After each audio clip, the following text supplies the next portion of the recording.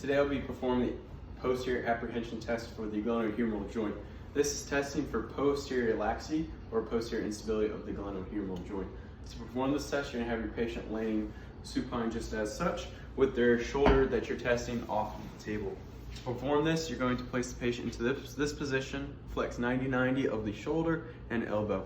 You're going to place one stabilizing hand, that's going to be your force hand on the forearm, and then your other hand is going to be on the posterior aspect of the scapula. And what you're looking for is apprehension or muscle guarding.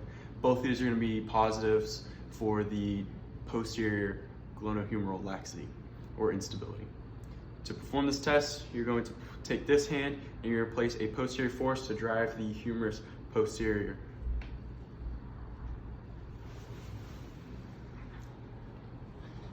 If the patient makes a face, a grimace, or any other signs of apprehension, that's positive, relax.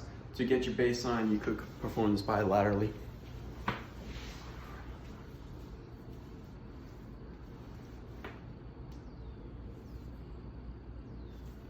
This patient would be negative for both sides due to no apprehension and no report of guarding or any laxity.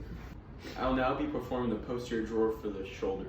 To perform this test, you're going to have your patient laying as such in a supine position with the shoulder off the table that you're testing.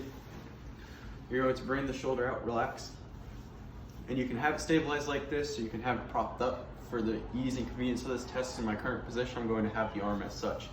I'm then going to circumduct the arm, not circumduct, but encapsulate the whole arm with my hand doing a double C clamp. And I'm going to provide a posterior force.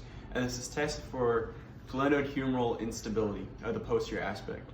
And the positives for this test are going to be pain and laxity.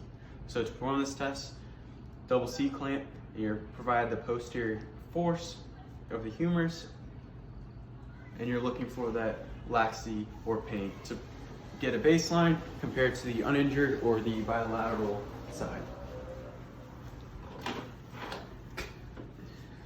Nice. And relax. This patient did not have any laxity and was no report of pain. This patient would be negative for both sides, and there's no indication of a posterior glenohumeral instability.